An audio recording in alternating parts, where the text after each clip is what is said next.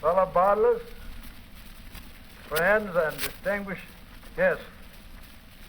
I feel about as nervous as the beautiful Willa that bought herself a brand new car and went out on the road to try it, and the traffic cops got after her.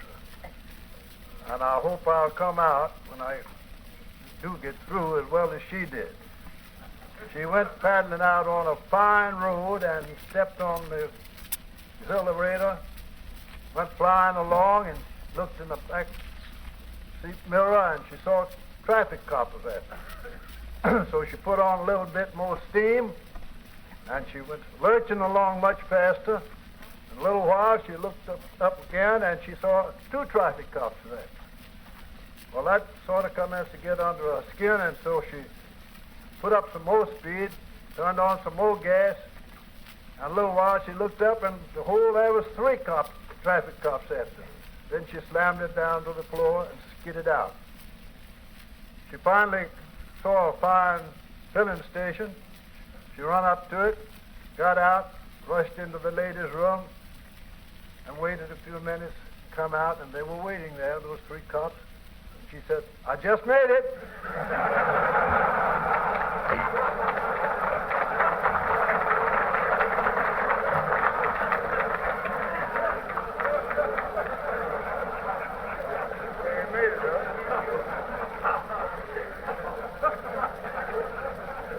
If I don't make it, I hope I'll just make it, and I'm going to try to make it. I don't recall what Stanhope said about me being up there, but if that occasion had a rule come, if I'd have been put in that position he said I found myself in, that's exactly what I'd have said to that guy. And I'm not too old to say it to him yet if I haven't come across it. I'm always happy when I'm in the company of a group of Coca-Cola bottlers.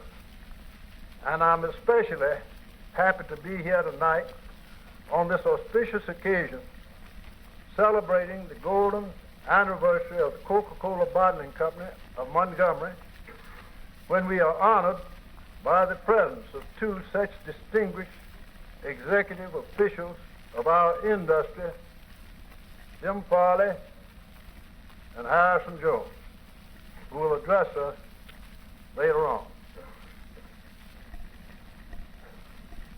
On hundreds of occasions since my brother Will and I went into the Coca-Cola business 50 years ago, we both have been asked why we ventured into the bottling of soft drink business under the trade name of the Coca-Cola Bottling Company, when at that time we entered the business, the sale of Coca-Cola in bottles was negligible. I'm sure some of you do not know, and all of you will be interested to know just why we did. Will and I were the two youngest brothers of five. And we were always close buddies and shared each other's joys and adversities throughout our childhood, adolescent years, as well as our adult life. The attempt to tell you of the romance of which Stanhope a while ago referred, of our lives in the Coca-Cola bottling business, would take too long, so I'll give you some of the highlights. In 1903, I was in the wholesale merchandise brokerage business in Montgomery, and my brother Will was purchasing agent for about 8 or 10 large commissaries for the Woodstock furnace. In the early part of 1903, the Woodstock Company notified Will that they were going to close down indefinitely and gave him 6 months' notice to look for another position. As purchasing agent for these commissaries, he had observed and was impressed by the extensive amount of bottled soft drinks consumed. He and I had all our lives wanted to go in business together, and he come to Montgomery came to Montgomery and we talked. After weighing and discussing all angles of the situation, we decided it would probably be a good thing, if possible, to buy out the Montgomery Coca-Cola Bottling Company and go into that business. I shall never forget my call on C.B. Rainey, the principal stockholder and president of the Montgomery Coca-Cola Bottling Company. I introduced myself and bluntly asked if he wanted to sell the business. He replied that he'd sell anything but his wife and baby if he could get his price. So I negotiated and we purchased the Montgomery Coca-Cola Bottling Company.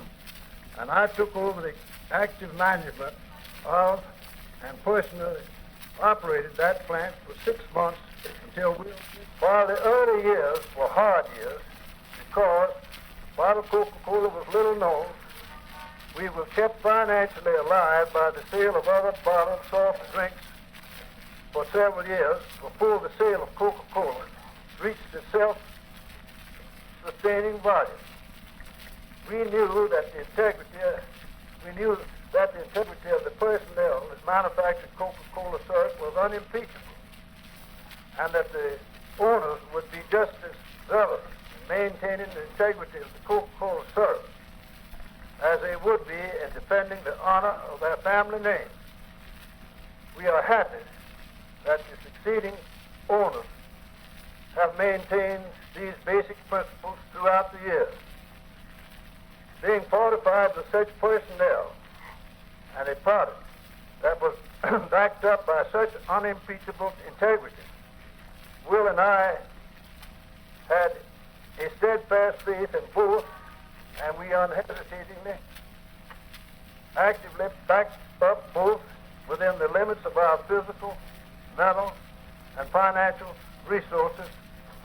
We were staking everything we had. We had to succeed. We both had discussed and realized that if we failed, we would possibly never again have an opportunity to enter into the business world on our own. The parent Coca-Cola Bottling Company and the parent Coca-Cola Company and the companies that my brother Will and I have headed have always enjoyed a happy, cooperative relationship. All Coca-Cola bottlers, working hand in hand with the parent company, have built what 50 years ago was a mere trickle into a tremendous international industry. As a result, Coca-Cola is now acknowledged throughout the world as the kingpin of all soft drinks. Looking back over our experience during the last 50 years, it cannot be said that our paths have always been strewn with petals of roses.